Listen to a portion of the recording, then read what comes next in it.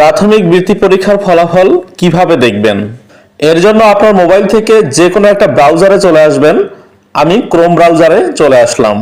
এবার সার্চ বক্সে এসে লিখে দিবেন DPE.gov.bd লিখে সার্চ করবেন। এবার প্রাথমিক শিক্ষা অধিদপ্তর এর একটা ওয়েবসাইট আপনি দেখতে পারবেন। এখানে একটা ক্লিক করবেন। সাথে সাথে এ ধরনের একটা পেজ ওপেন হয়ে যাবে। এর একদম কর্নারে দেখতে পারবেন আরো নামে একটা অপশন দেয়া আছে। এই আরো অপশনের মধ্যে একটা ক্লিক করবেন। এবার পেজটা এরকম ভাবে ওপেন হবে। এবার এখানে দেখতে পারবেন সমাপনী ও বৃত্তির ফলাফল, এর উপরে ক্লিক করবেন। বৃত্তির ফলাফল যেহেতু এখন পর্যন্ত প্রকাশিত হয়নি, তাই এটা আপাতত ওপেন হবে না। যখন ফলাফল প্রকাশিত হবে তখন এটা ওপেন হবে এবং রোল নাম্বার দিয়ে আপনি ফলাফল দেখতে পারবেন।